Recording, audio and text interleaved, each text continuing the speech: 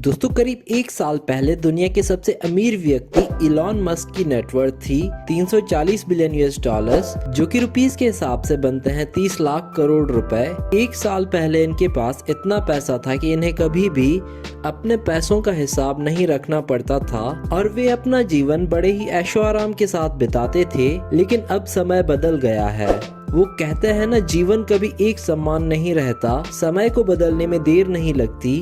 कुछ ऐसा ही Elon Musk के साथ हुआ है। इस समय वे दुनिया के वो पहले व्यक्ति बन गए हैं जिन्होंने केवल एक साल के अंदर ही अपना 15,000 करोड़ का नुकसान किया है और इनके नाम गिनेस वर्ल्ड रिकॉर्ड भी बन चुका है।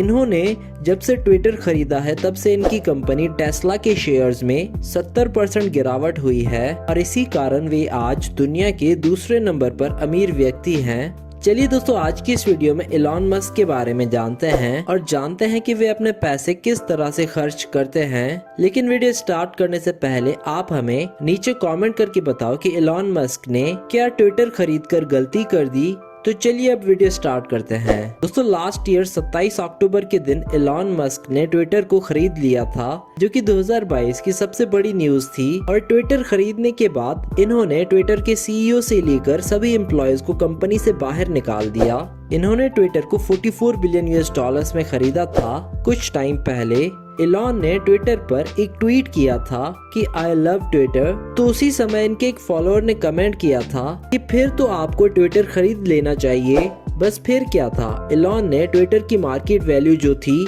22 मिलियन US डॉलर्स थी उस समय, उसे 2 गुना ज्यादा पैसे देकर ट्विटर खरीद लिया। इस समय भी इलॉन के पास इतना पैसा है कि वो मुकेश अंबानी के घर एंटीलिया की तरह के हजारों घर बनवा सकते हैं। लेकिन चौंकाने वाली बात तो ये है कि इतना पैसा होने के बावजूद भी इन्होंने आज तक कोई घर नहीं खरीदा।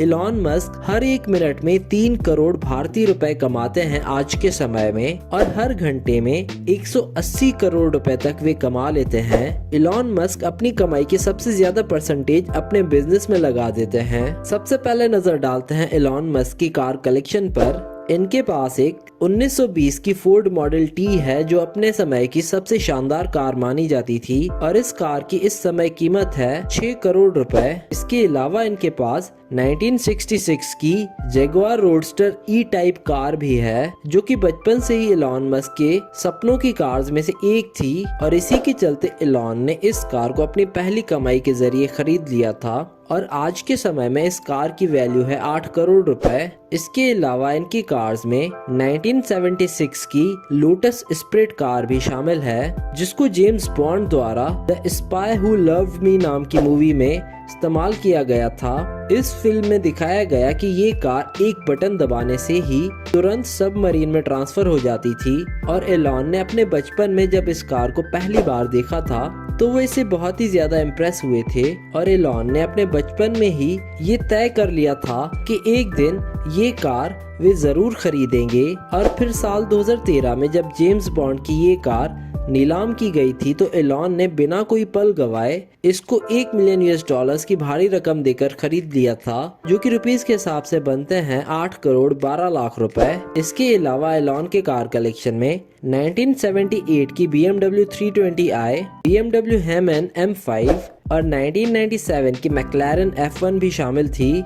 दरअसल एलॉन की मैक्लारेन F1 कार एक खतरनाक एक्सीडेंट में पूरी तरह से बर्बाद हो गई थी और इन सभी कार्स के साथ ही टेस्ला की रोडस्टर भी एलॉन के इस कलेक्शन का हिस्सा हुआ करती थी। असल में ये इस मॉडल की बनने वाली पहली कार थी जिसकी कीमत थी 3 करोड़ रुपए। और कुछ साल इस कार को यूज करने के बाद एलॉन ने अपनी कंपनी SpaceX के एक रॉकेट के थ्रू अपनी इस कार को हमेशा के लिए स्पेस में भेज दिया था और इसको स्पेस में भेजने के लिए एलॉन ने 70 करोड़ रुपए का खर्चा किया था, क्योंकि वो समय ही ऐसा था, इनके पास पैसा ही इतना था कि इन्हें समझ ही नहीं आता था कि वो अपना पैसा कैसे खर्च करें। खैर ये तो हुई कार्स की बात।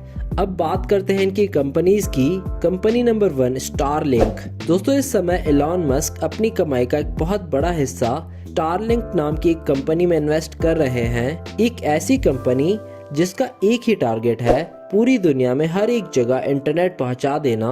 इस समय पूरी दुनिया में जितनी भी टेलीकॉम कंपनीज हैं जिनका काम इंटरनेट जैसी चीजों को मुहैया करना है, वो सभी कंपनीज अपने हर यूजर तक इंटरनेट पहुंचाने के लिए ऑप्टिकल फाइबर का इस्तेमाल करती है और उस ऑप्टिकल फाइबर को हर एक जगह पर जमीन के भीतर तार बिछाकर पहुंचाना पड़ता है। यही वजह है कि आज के समय इस दुनिया में कई ऐसी जगहें हैं जहां आपको इंटरनेट नहीं मिलती, लेकिन एलॉन मस्क बहुत दूर की सोचते हैं। इन्होंने सोचा कि क्यों न जमीन के अंदर तार बिछाने के बजाय सैटेलाइट के जरिए इंटरनेट को पहुंचाया जाए।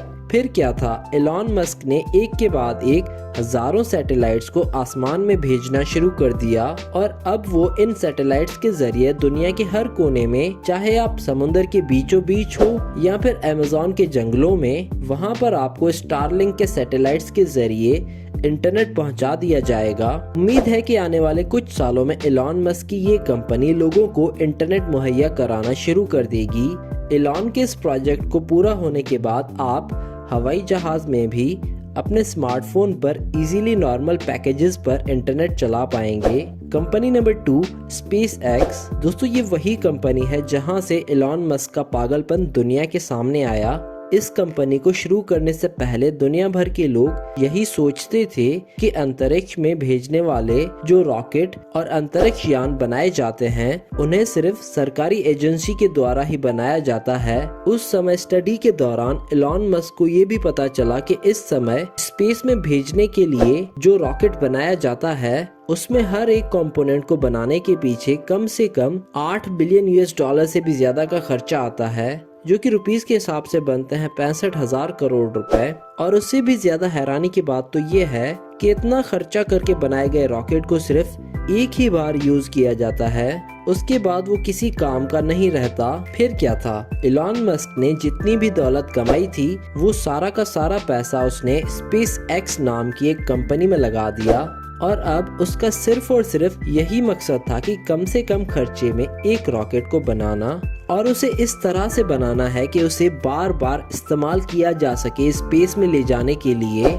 जैसे कि एक एरोप्लेन।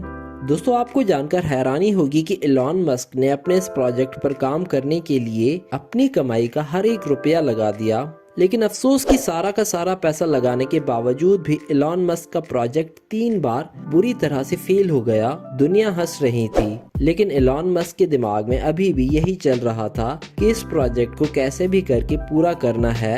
फिर क्या था, एलॉन मस्क ने अपने 750 करोड़ रुपए की कीमत वाले घर को भी बेच दिया और एक बार फिर अपने सारे बचे हुए पैसों को लगाकर एक आखिरी कोशिश में लग गए। ये एलॉन मस्क की चौथी कोशिश थी और अगर इसमें भी वो फेल हो जाते तो दुनिया उसे दिवालिया घोषित कर देती, लेकिन हैरत अंगेज तरीके से एलॉन मस्क का चौथा एक्सपेरिमेंट काम कर गया।